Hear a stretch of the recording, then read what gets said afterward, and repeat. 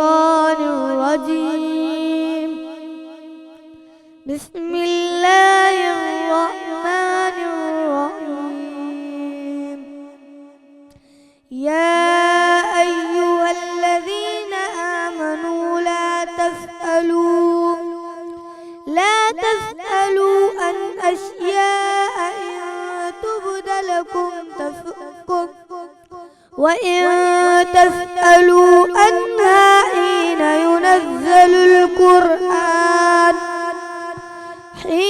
ينزل القرآن تبد لكم عفى الله عنها والله غفور حليم.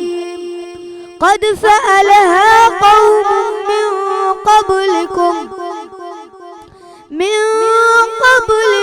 ثم أصبحوا بها كافرين.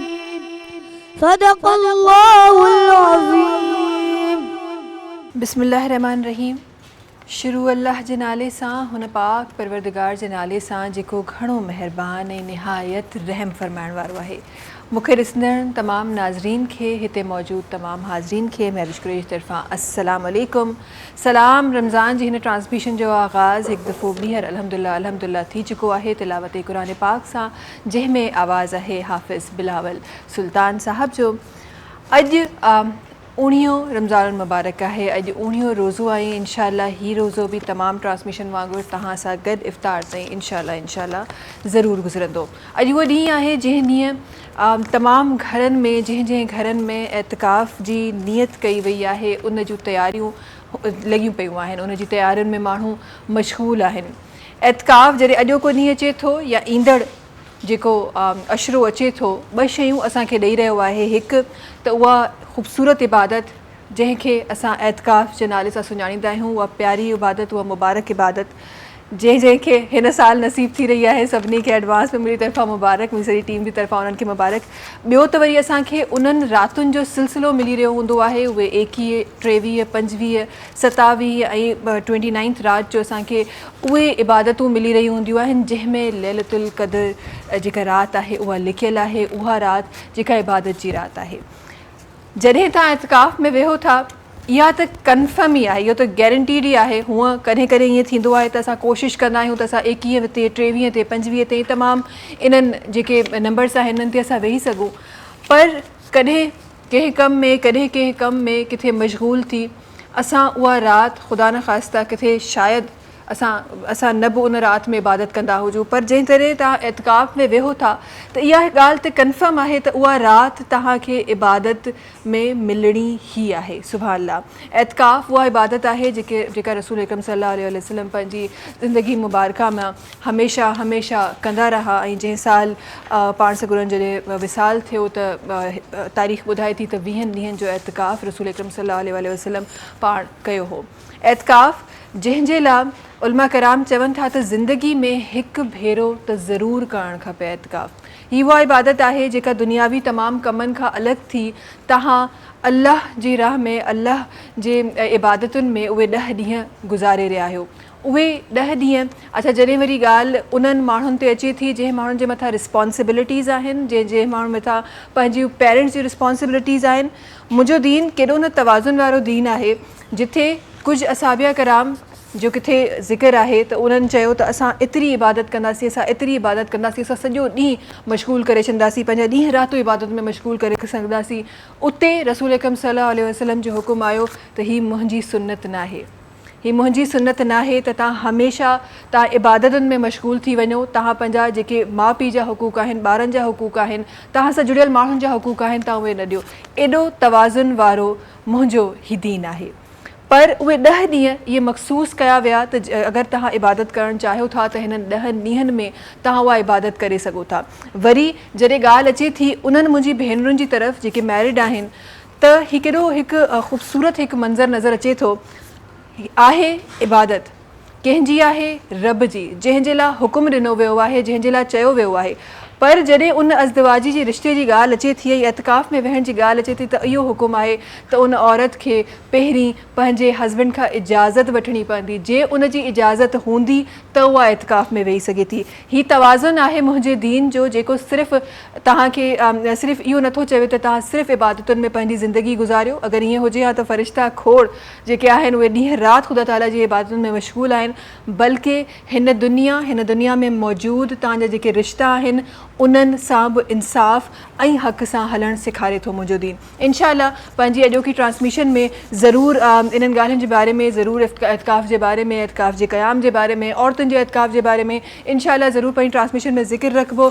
गॾोगॾु 19 रमज़ान मुबारक हिकु ॿी शइ इहा असांखे यादि कराए थो। 19 रमज़ान मुबारक ते हज़रत अली करमल्लाह जो उन्हनि खे उहो ॾींहुं, उहो फजर जो वक़्तु, उहो इब्ने मुजरिम जंहिं उन्हनि खे ज़र हईं, अॼु उन्हनि जो बि ॾींहुं आहे इंशाअल्लाह उन्हनि जे बि ज़िक्र सां पंहिंजी ट्रांसमिशन में ज़रूरु उन्हनि जा लफ़्ज़ रखंदासीं। ऐं बेशक त रसूल अकरम सल्लल्लाहु अलैहि वसल्लम इन्हनि जी तमामु आल जो जेको ज़िक्र आहे उन सां बरकतूं थींदियूं आहिनि। हिकु ॻाल्हि मूंखे रसूल अकरम सल्लल्लाहु अलैहि वसल्लम जी यादि अचे थी जेका मां ज़रूरु चाहियां थी त पंहिंजी ट्रांसमिशन में शामिलु कजे। उन्हनि जा कुझु लफ़्ज़ मुबारक आहिनि त हिन उम्मत जो सभिनी खां बदतर, सभिनी खां बदनसीब, सभिनी खां वधीक रुलियल, सभिनीनि खां वधीक बुरो इंसान उहो आहे जेको हज़रत अली करमल्लाह वजहो खे ज़रब हणंदो। उहो रसूल ख़ुदा आहिनि, रसूल अकरम सल्लल्लाहु अलैहि वसल्लम। जॾहिं इमाम हुसैन जॾहिं नंढा हूंदा हुआ, पाण रिवायतूं ॿुधाइनि थियूं ऐं असां सभई हिन ॻाल्हि ते असांखे यकीन आहे त उहे गले ते उन्हनि जे गले मुबारक ते बोसो ॾींदा हुआ। पाण पंहिंजी ज़िंदगी में इहे लफ़्ज़ चई विया त हिन उम्मत जो सभिनी खां बदतरीन, सभिनी खां बुरो, सभिनी खां ख़राबु इंसानु उहो आहे जेको हज़रत अली करमल्लाह वजह खे ज़रब हणंदो।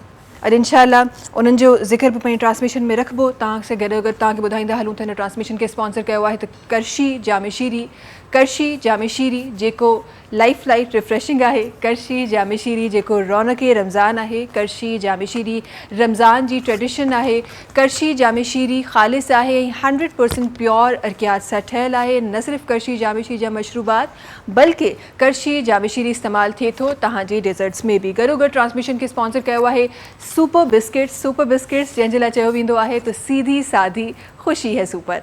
इन सां गॾोगॾु जी ट्रांसमिशन खे स्पॉन्सर कयो आहे तूबा पर्ल सिटी।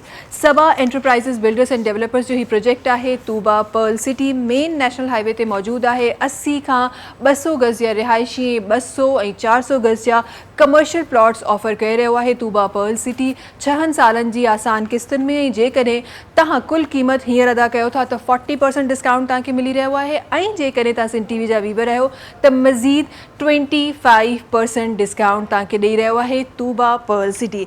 इन सां गॾोगॾु ट्रांसमिशन में असां सां गॾु हमेशह सलाम रमज़ान जे किचन में असां सां गॾु असांजा शेफ़ हूंदा आहिनि, शेफ़ फैसल असां सां गॾु हूंदा आहिनि। उन्हनि जी तरफ़ मां वञा पई ऐं ॾिसां थी त अॼु सलाम रमज़ान जे किचन में छा ठही रहियो आहे। अस्सलाम वालेकुम फैसल। वालेकुम अस्सलाम। कीअं आहियो? ख़ैरियत सां आहियो? ख़ुशि आहियो? तबियत ठीकु आहे? भई अचण सां गॾु न मूंखे सभिनी खां पहिरीं नज़र मुंहिंजी हिन ते वई, इमली जी चटणी ते। कीअं आहियो? ख़ैरियत सां आहियो? त ठीकु आहे। रोज़ो आहे ऐं अॼोको रोज़ो मसइलो इहो थियो आहे त अॼोको जेको रोज़ो आहे मां कुझु घणो पाणी पियो अचे हाणे इमली चटणी ॾिसी। अॼोको जेको रोज़ो आहे उहो एक्चुअली कुझु थियो इहो त मां नॉर्मली मां मानी खाईंदी कोन्हे अफ़्तारी खां पोइ जेको मां सहरी कंदी आहियां। कल्ह मूंखे ख़बर न आहे छो ॾाढी बुख पई लॻी ऐं घर में बिरयानी मौजूदु हुई त मां पोइ 1-2 बजे बिरयानी खाए छॾी। थोरो सो शायदि मेंटली बि मां रिलैक्स थी वियमि ऐं सहरी में मूंखे निंड अची वई। ख़ैर जी, छा ठही रहियो आहे असांजे अच्छा भई सलाम रमज़ान जे किचन में कॾहिं कॾहिं ईअं बि थींदो आहे त असां कॾहिं कॾहिं जेको आहे कुझु अहिड़ियूं शयूं बि हूंदियूं आहिनि जेके करण सां विसरी वेंदा आहियूं। गॾोगॾु पर जेको न विसरंदा आहियूं उहो न विसरंदा आहियूं असां पंहिंजे स्पॉन्सर्स जो साथ। हिन फलक राइस जे बारे में मां तव्हांखे ॿुधाइणु चाहियां थी। फलक एक्सट्रीम बासमती राइस ॾाढा ज़बरदस्त उहे राइस आहिनि जेके तव्हांजे घरनि में इस्तेमालु थींदा आहिनि। डिफरेंट पाउचिस में दस्तियाबु आहिनि। Welcome back Faisal. डिफरेंट पाउचिस में दस्तियाबु आहिनि। हिननि जो पिंक सॉल्ट बि आहे, दही बड़ा आहिनि, पकोड़ा मिक्स आहे, बिरयानी आहे। डिफरेंट हिननि जूं जेके रेडी टू जेके कुक आहिनि उहे रेसिपीज़ आहिनि जेके तव्हां पंहिंजे घरनि में इस्तेमालु करे सघो था। अॼु असांजी किचन में छा अॼु असांजे किचन में ठाहियूं पिया फ्राइड चणा। हिकिड़ो त चणनि जी चाट असां नॉर्मल ठाहींदा आहियूं, हे मसाले सां गॾु फ्राई थींदा, ॾाढी ज़बरदस्त आहे। फ्राइड चाट आहे ऐं हिनखे असां ठाहींदासीं तलो कुकिंग ऑयल सां गॾु। विटामिन ए ई डी का भरपूर आहे, लो कोलेस्ट्रॉल आहे, ओमेगा 3 ऐं 6 मौजूदु आहे। 1 लीटर 5 लीटर ऐं 3 लीटर में बॉटल्स मिलनि पियूं ऐं 3 पैक में बि बनास्पति घी ऐं पाउचिस में बि मिले पियो। सही। त हिते असां कंदासीं थोरो सो ऑयल गरम। मज़े वारी रेसिपी थिए पई फ्राइड चणा, ॾाढी मज़ेदार आहे। हिन में असां विझंदासीं तलो कुकिंग ऑयल हाफ कप, तलो कुकिंग ऑयल हिकु पाव चणनि जे हिसाब सां। हा, हिकु पाव चणा बॉयल आहिनि, वाइट खणो या ब्लैक खणो। सही। या हिन में लोबिया बि ऐड करे सघो था। ऐं नॉर्मली बॉयल आहिनि जीअं असां नॉर्मली घरनि में। मां सॼी रात पिसाइण खां पोइ जी आसानी जे लाइ नॉर्मल का थोड़ा हार्ड आहिनि, थोड़ा सा हार्ड आहिनि, नॉर्मल का थोड़ा हार्ड आहिनि। हा सही, ठीकु आहे। अच्छा, हाणे हिते छा कंदासीं, सभिनीनि खां पहिरीं हिते बसर खणंदासीं। हिकु अदद बसर खणंदासीं, हाफ स्लाइस कटिंग थियल आहे। हिनखे ॻाढ़ो न आहे करिणो, लाइट सो सॉफ्ट करिणो आहे। सही, ठीकु आहे। हे विधो, हे हल्को सो सॉफ्ट थींदो ऐं हुनजे बाद हिन में असां विझंदासीं बाक़ी शयूं। मसाला मां ॿुधाए थो छॾां। हिकु पाव चणा आहिनि त हिन जे हिसाब सां असां हिकु चांहि जो चमचो अछो ज़ीरो, अधु चांहि जो चमचो लूणु, हिकु चांहि जो चमचो कुटियल ॻाढ़ा मिर्च, हिकु चांहि जो चमचो पिसी हुई लाल मिर्च, हैड अधु चांहि जो चमचो ऐं खंडु विझंदासीं हिकु चांहि जो चमचो। छाकाणि त हिन में इमली जो पल्प जेको गिदामिड़ी जो पेस्ट वञे पियो उनखे बैलेंस करण लाइ, वरना एकदम डायरेक्ट लॻे न तो बैलेंस थी वेंदो आहे, गलो बि ख़राब थी वेंदो आहे। ऐं चाट मसालो असां खणूं पिया फलक जो। सही। त 1.5 चांहि जो चमचो चाट मसालो 4 टेस्ट तव्हां विझंदव। बसर हल्को सो सॉफ्ट थियणु शुरू थी वियो त हिन में विझंदासीं 2 अदद टमाटर ऐं 1 अदद साओ मिर्च। अरे कुछ घणी मज़े जी रेसिपी लगे पई मूंखे फैसल, डिफरेंट आहे, तव्हांखे ठाहिणी आहे। सही, ठीकु आहे। बसि हिनखे सॉफ्ट करिणो आहे, पचाइणो न आहे वधीक। हे विझण खां पोइ असां हिन में विझी छॾंदासीं छोला बॉयल थियल, हिकु पाव ऐं जेतिरा मसाला असांजा मां तव्हांखे ॿुधाया हे सभु हिन जे अंदरि ऐड करे छॾंदासीं। जल्दी ठहण वारी रेसिपी आहे, तमामु बहितरीनु रेसिपी आहे ऐं फ्राइड चना चाट जंहिंखे चइबो आहे। हिन सां गॾु असां हिन में इमली जो पल्प विझंदासीं, गिदामिड़ी जो पेस्ट। बसि 2 मिंट हल्को सो हिनखे भुञंदासीं। हाणे हाफ कप कलर एॾो प्यारो पियो लॻे। इमली जो पल्प हाफ कप, अधु कप विधो। बसि हिनखे हाणे तेज़ बाहि ते फ्राई कंदासीं। जीअं इमली जो पाणी ड्राई थी वियो, रेसिपी तव्हांजी तयारु थी वई। बसि हिनखे कढी ऐं तव्हां हिनखे डिश आउट करे वठो। गॾोगॾु तव्हांखे ॿुधाईंदा हलूं त असांजे दस्तरखाननि ते हमेशह सजंदो आहे टपाल मेज़बान। टपाल मेज़बान सिंध जी नंबर 1 चांहि आहे। टपाल मेज़बान प्रीमियम डस्टी जेका सिंध जी शान आहे ऐं तव्हांजे ऐं असांजे दस्तरखाननि ते हमेशह मौजूदु हूंदी आहे। जी, सो असांजो जेका रेसिपी आहे तलो कुकिंग ऑयल में उहा कच्चोपन ख़तमु थी वियो। सही। ऐं असां हिनखे बॉल में कढी वठंदासीं। सिर्फ़ु हिन जो कच्चोपन जेको आहे न इमली जो, हे असांखे पचाइणो आहे, बाक़ी चणनि खे पचाइण जो न। मसाला पची विया आहिनि हिन सां गॾु। ऐं अगरि तव्हां हिनखे थोरो थिक करणु चाहियो था त हिकु खाइण जो चमचो लास्ट में बेसण विझी मिक्स कंदो त मसालो जीअं चिपकी वेंदो आहे न हिन जे मथां, उहो थी सघे थो, लेकिन ज़रूरत न आहे। बसि हिन तरीक़े सां ई असांजी रेसिपी थी वई आहे कंप्लीट। ऐं हिनखे कयूं था डिश आउट। ओके जी, झटपट रेसिपी असांजी जेका मज़े आहे जी ठहंदी आहे। हे गरम बि खाई सघो था ऐं नॉर्मल टेम्परेचर ते बि ज़बरदस्त लॻे पई। ऐं जे एक्चुअली हिन जे जेको नॉर्मल असां हूअं चाट ठाहींदा आहियूं उहा ड्राई लॻंदी आहे, हिन में उहा ड्राई फील न पई लॻे, मज़े जी बि लॻे। हूअं बि इमली जी चटनी विधियल आहे त कीअं मज़े जी न हूंदी। ऐं लास्ट में मथां खां थोरी सी कंदासीं गार्निशिंग। अच्छा, हे सभु हिन जी गार्निशिंग? जी हाँ। एतिरा लवाज़मात।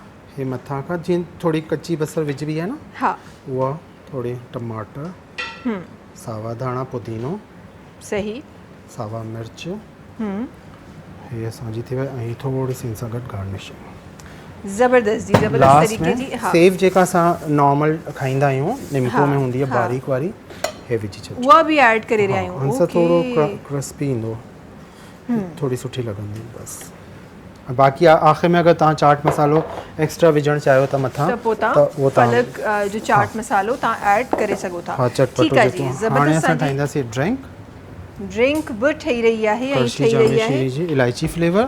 सही, करशी जामी शीरी जो इलायची फ्लेवर ठही रहियो आहे। लवंगो 1 टेबल स्पून हे ज़रूरु विझंदा कयो, हिनका टेस्ट बि सुठो लॻंदो आहे ऐं हाज़मो बि थींदो आहे। ऐं हिन ऐं में हूअं बि हिन जेको रोज़नि जो सीज़न हूंदो हुन में चवंदा आहिनि त अहिड़ी शयूं तव्हां कंज़्यूम कयो ताकी तव्हांजा रोज़ा आराम सां गुज़रनि. बिल्कुलु सो 4 टेबल स्पून 4 टेबल स्पून हाणे त यादि थी वियो मूंखे बि. हे विझी छॾियो इलायची फ्लेवर सां गॾु तो लौंगनि में मिलाई छॾियो थधे पाणी सां गॾु या खीर में बि मिलाई पी सघो था. सही हीअ सही. असांजी ड्रिंक तयारु थी वई. कल्ह इहो मिल्कशेक पीतो आहे मां ग्रीन में न रेड में. अच्छा रेड. असां हा रेड वारो असांजो फेवरेट कलर आहे त हुन में पीतो आहे. करशी जामेश्वरी जो इलायची फ्लेवर जी जेका ड्रिंक आहे उहा रेडी थी चुकी आहे. करशी जामेश्वरी जेको लाइफ लाइट रिफ्रेशिंग आहे. Thank you so much Faisal ऐं असां सां गॾु हुजण जे लाइ ऐं असां सां गॾु एॾियूं ख़ूबसूरत रेसिपीज़ सलाम रमज़ान जे किचन में ठाहिण जे लाइ. असां गॾु हिकु नातफ़ असां सां गॾु आहिनि, हिकु आवाज़ असां सां गॾु आहे. उन्हनि खे गुज़ारिश करणु चाहियां थी त पंहिंजी ख़ूबसूरत आवाज़ असांजी ट्रांसमिशन में रखनि. चना साहब असां गॾु आहिनि. चना साहब बिस्मिल्लाह रहमान रहीम.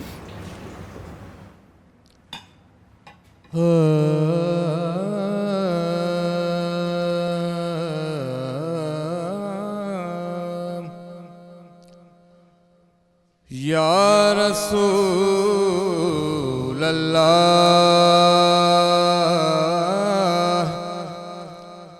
दीदार जूं खोल दरियूं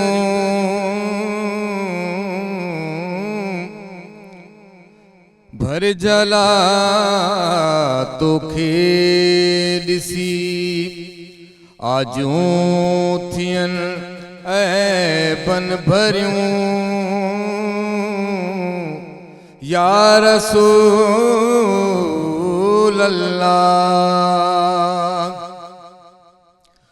तोखे ॾिसणो आहे कंहिंखे इश्क जी अखि सां ॾिसे तोखे ॾिसणो आहे कंहिंखे इश्क जी अखि सां ॾिसे छा ॾिसी सघंदियूं सजण तोखे अखियूं अंधियूं अन जूं चरियूं या रसूल अल्लाह मिस्री ऐं माखी छा लॻे लब जे लुआब सां सानी पघर यतुर जो अंबर न थी सघियो या रसूल अल्लाह दीदार जूं खोल दरियूं या रसूल अल्लाह सुरम पातम तूर सीना जो भी अखर में मगर सुरम पातम तूर सीना जो भी अखर में मगर खाक पातम तुझे दरजी तॾहिं तां खड़ियूं ठरियूं या रसूल अल्लाह या रसूल अल्लाह तू कर दर्द दादन जात फे या रसूल अल्लाह तू कर दर्द दादन जात फे तू करी जहते नजर थियन बेखतर खोटियूं खरियूं या रसूल अल्लाह दीदार जूं खोल दरियूं भर जला तोखे ॾिसी आजूं थियनि ऐबन भरियूं या रसूल رسول اللہ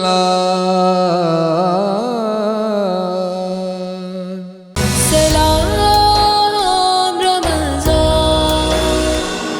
سلام رمضان سلام رمضان سگد ایک دفعہ بیہر تاں سبنی سامو حاضر ہن ٹرانسمیشن میں اساں کے کچھ ساتھین اساں کے جوائن کیا ہوا ہے سبنی کا پہری ہن طرف اساں گڈ سیدہ مونا کاظمی صاحب ہیں جے کے تشریف فرما ہیں پاڑھ ایک اسلامک اسکالر ہیں بھلی کار تاں کے اساں جی ٹرانسمیشن میں ہن طرف اساں گڈ جے کا پرسنالٹی تشریف فرما ہے پاڑھ پاکستان جی فرسٹ وومن کارڈیولوجسٹ ہیں اساں گڈ ڈاکٹر خالدہ سومرو صاحب ہیں جے کے تشریف فرما ہیں تاں جی بڑی مہربانی ٹرانسمیشن میں جوائن کرن جے لا ہن طرف اساں گڈ کچھ آوازوں ہیں جن اساں کے جوائن کیا ہوا ہے فرید احمد خورشیدی صاحب ہیں جن اساں کے جوائن کیا ہوا ہے ان سا گڈو گڈ محمد سلیم جامڑو صاحب ہیں جن اساں کے جوائن کیا ہوا ہے تاں بنی کے بھی بھلی کا سانی ٹرانسمیشن میں سبنی کا پہری تہاں کا سٹارٹ کرن چاہیندم خالدہ صاحبہ کیے وڈی مہربانی سبنی کا پہری تہاں وقت کڈی اساں ٹرانسمیشن میں شامل تھیو ऐं पंहिंजो क़ीमती वक़्तु असांखे ॾिनो कीअं गुज़री रहियो आहे रमज़ान मुबारक छा मसरूफ़ियात हली रहियूं आहिनि कंपैरेटिवली मतिलबु रोज़ा त सभु रखूं था पिया राति जो रूटीन बि थोरो चेंज थी वियो आहे ऐं इहा सुठी ॻाल्हि थी आहे त रमज़ान जे महीने में मरीज़ घटि थिया आहिनि मरीज़ घटि थिया आहिनि अल्हम्दुलिल्लाह ठीकु आहे न तंहिं करे उहा मसरूफ़ियत बि जेका मतिलबु प्रोफेशनल आहे उहा बि थोरी घटि थी आहे त ईअं ई माण्हुनि जो रुझान जेको आहे इबादत जे तरफ़ वधी वियो आहे वाह ऐं उन में सुकून आहे ऐं हिकिड़ी एंज़ाइटी लेवल घटि आहे उन करे मां मुतमइन आहे माशाल्लाह माशाल्लाह इलाही सुठी ॻाल्हि आहे इंशाल्लाह एंज़ाइटी मूंखे लॻे थो घटि ई हुजणु खपे बिकॉज़ हीअ हिकु अहिड़ो ई एलिमेंट आहे जंहिंजी असां वटि खोट कोन्हे असां वटि इंतिहाई घणियो आहे त इंशाल्लाह ज़रूरु हार्ट जे हवाले सां हार्ट डिज़ीज़ जे हवाले सां तमामु कुझु शयूं अहिड़ियूं जेके असांजे हिन वक़्त जूं ज़रूरत आहिनि रमज़ान ज़रूरत आहे इंशाल्लाह ज़रूरु शामिल कनि पियूं असां गॾु मोना साहिब तशरीफ़ फरमा आहिनि आप सुनाइए जी खैरियत से हैं ठीक है रमज़ान अच्छे गुजर रहे हैं माशाल्लाह बिल्कुल बहुत अच्छे गुजर रहे हैं माशाल्लाह माशाल्लाह अच्छा सबसे पहले तो क्योंकि हम आज ज़िक्र कर रहे हैं एतकाफ़ का और ज़ाहिर है आज वो दिन है जिस दिन लोग तैयारियों में होंगे और अपने तमाम जो दुनियावी काम हैं उनको निपटा रहे होंगे ताकि कल वो खैरियत से एतकाफ़ में जो है वो क़याम कर सके आपके लफ्ज़ों में वो कहते हैं ना कि हमारा इल्म तो बड़ा महदूद इल्म है मेरा तो मैं चाहती हूँ कि आपके लफ्ज़ों में हम एतकाफ़ को समझ सकें इस इबादत को समझ सकें और किन किन चीज़ों का ख़याल करना चाहिए इस बारे में समझ सकें आउज़ुबिल्लाहि मिनश्शैतानिर्रजीम बिस्मिल्लाहिर्रहमानिर्रहीम अल्हम्दुलिल्लाहि रब्बिल आलमीन अस्सलातु वस्सलाम व तहियतु वल इकराम अला रसूलिही करीम व अहले बैतिही तय्यबीन अत्ताहिरीन अल्लाहुम्मा सल्लि अला मोहम्मद व आले मोहम्मद व अज्जल फरजहुम। पहले तो आप सबको अस्सलामु अलैकुम और बहुत ज़्यादा शुक्रगुज़ार हूँ कि इतने बेहतरीन दिन पे और इतने बेहतरीन टॉपिक के साथ आपने मेरा इंतखाब किया। एतिकाफ़ रमज़ान का महीना ही वो महीना है कि जिसके लिए ख़ुद नबी अल्लाह सल्लल्लाहु अलैहि वसल्लम ने फरमाया कि सांस लेना तस्बीह है और सोना भी इबादत है। सुभान और इतना बेहतरीन महीना परवरदिगार आलम ने हमें इनायत फरमाया। और रही बात एतिकाफ़ की, क्योंकि इस महीने में परवरदिगार आलम नबी अल्लाह की ज़बान वही से ही हम जानते हैं कि अल्लाह क्या है, तो वो फरमाते हैं कि इस महीने में परवरदिगार अपनी मेहमानी में हमें कबूल कर रहा है। और ये एतिकाफ़ यानी कि दुनियावी चीज़ों को छोड़कर एक साइड पे हो जाना और सिर्फ अल्लाह ही का हो जाना, ये एतिकाफ़ कहलाता है। वाह वाह और इसमें बैठने के लिए आपने कहा कि हमें किन किन चीज़ों को छोड़ना पड़ेगा, हमें पूरी दुनिया को छोड़ना पड़ेगा। एतिकाफ़ एक ऐसी चीज़ है कि सिर्फ इबादत इलाही, क्योंकि ये एंड ऑफ रमज़ान है और हमें नहीं पता कितनी ज़िंदगी है, अगला साल किसको नसीब होता है नहीं होता, तो एतिकाफ़ यानी अल्लाह और हमारे दरमियान में कोई हिजाब ना हो, कोई चीज़ ना, और वो इसीलिए उस एतिकाफ़ में इतना साइड में बिठा दिया जाता है कि वहाँ हर चीज़ हमें ममनू करार दी गई है। कि लाइक आजकल लोग मोबाइल्स को बहुत ज़्यादा यूज़ करते हैं ये करते हैं, लेकिन जब एतिकाफ़ में जाते हैं तो हम ये सारी चीज़ें एक साइड पे ड्रॉप करके जाते हैं, यानी कि दुनियावी हर चीज़ से हमारा राब्ता मुनक़ता हो गया और फिर हम सिर्फ परवरदिगार आलम के हुजूर जो हैं वो बैठे हुए हैं और सिर्फ नमाज़ें कुरान और अच्छी चीज़ों की तरफ हमारा ध्यान है, तस्बीह व तहलील कर रहे हैं। और इसके बाद जो रूहानियत हमारे जिस्म पे, हमारे दिल पे, हमारे जहन पर जो रूहानियत हावी हो जाती है, وہ پورے سال کے لیے ہمارے لیے کافی ہوتی ہے. کیا ہی بات کی. اور روحانیت کی آپ نے بات کی تو اکثر یہ ہم سب نے دیکھا ہے کہ اگر ہمارے گھروں میں کوئی اعتکاف سے اٹھتا ہے تو اس کے چہرے کا نور ہی کچھ اور ہوتا ہے. بالکل, وہ جھلک ہی کچھ اور ہوتی ہے. دیکھیں کتنی خوبصورت ایک چیز ہے کہ آپ ایک تمام چیزوں کو چھوڑ کے آپ صرف خود کو مشغول کر رہے ہیں کہ آپ اللہ کی عبادت کر سکیں, آپ قرآن پاک پڑھ سکیں, آپ تسبیحاں پڑھ سکیں, آپ درود شریف پڑھ سکیں, اور اس کے بعد جو آپ کو انعام ملتا ہے وہ اس طرح ملتا ہے کہ آپ کا چہرہ ہی بتا رہا ہوتا ہے. سبحان اللہ, کیا ہی وہ چہرہ اس لیے بتا رہا ہوتا ہے کہ روحانیت ہمارے اندر جب چلی جاتی ہے تو وہ ہمارے چہرے پر آ جاتی ہے. اور کیونکہ ہم وہ لطف وہاں پر پروردگار عالم کا وہاں عنایات کا لطف لے رہے ہوتے ہیں کہ سوائے اس کے اب ہمارے پاس کوئی کام نہیں ہے. اور یہ کتنے بہترین ساعتیں ہوتی ہیں کہ جس میں لطف پروردگار عالم ہمارے ساتھ ہوتا ہے. واہ واہ, سبحان اللہ, کیا ہی بات کی آپ نے. اور اسی بات کو آگے بڑھاتے ہوئے میں ضرور مولانا صاحب اس کنیکشن کو بھی آج یہاں ڈسکس کرنا چاہتی ہوں, اور آپ کے لفظوں میں بھی ضرور چاہوں گی کہ آپ بھی کچھ اپنے لفظ شامل کریں کہ جب آپ خدا تعالیٰ سے کنیکٹ ہوتے ہیں نا عبادت کے تھرو, کبھی کبھی ایسا ہوتا ہے کہ آپ نمازیں پڑھ رہے ہوتے ہیں, آپ قرآن پڑھ رہے ہوتے ہیں, جیسے باقی دنیاوی کام کر رہے ہوتے ہیں آپ وہ بھی کرتے ہیں, آپ کر کے چلے جاتے ہیں, یہ ہمیں پتہ ہے, ہمیں فرض ہے, ہمیں کرنا ہے, ہم کر چلے جاتے ہیں. لیکن کبھی کبھار آپ کی نماز ایسی ہو جاتی ہے کہ آپ کا جائے نماز سے اٹھنے کو دل ہی نہیں کر رہا ہوتا, اور آپ چاہتے ہیں کہ آپ اور پڑھتے رہیں اور باتیں کرتے رہیں اور دعائیں مانگتے رہیں. اس کیفیت کو بھی ضرور میں آپ کے لفظوں میں سمجھوں گی, کیونکہ میں بخوبی جانتی ہوں کہ یہ کیفیت جن کو اعتکاف جیسی خوبصورت عبادت نصیب ہوئی ہے وہ اس کیفیت کو سمجھ سکتے ہیں, اور جن کو نہیں ہوئی ہے اور جو اب بیٹھنے جا رہے ہیں وہ اس کیفیت کو ضرور سمجھیں گے. تو انشاءاللہ اس پہ ضرور ہم گفتگو کریں گے. پر اگر کچھ آوازوں تشریف فرما ہے ان کی طرف ونن چاہیں تھی, اگر فرید احمد خوشیدی صاحب جی کے تشریف فرما ہے جناب کی گزارش کرنا چاہیں تھی تو اپنی خوبصورت آواز سے ٹرانسمیشن میں رکھیں. بسم اللہ الرحمن الرحیم. اعوذ باللہ من الشیطان الرجیم, بسم اللہ الرحمن الرحیم. اللہم صلی علی سیدنا مولانا محمد وبارک وسلم علیک یا رسول اللہ یا حبیب اللہ. سب سے اعلیٰ والا ہمارا نبی, سب سے بالا والا ہمارا نبی, سب سے اعلیٰ والا. بجھ گئی جس کے آگے سبھی مشعلیں, شمع وہ لے کر آیا ہمارا نبی, سب سے اعلیٰ والا ہمارا نبی, سب سے بالا والا ہمارا نبی, سب سے اعلیٰ والا.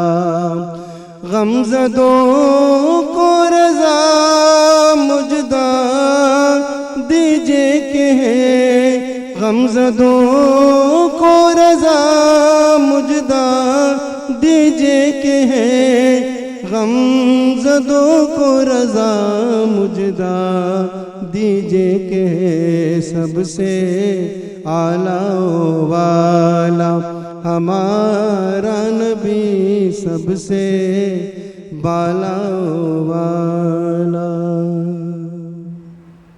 سبحان اللہ, سبحان اللہ, ماشاء اللہ, ماشاء اللہ, ماشاء اللہ.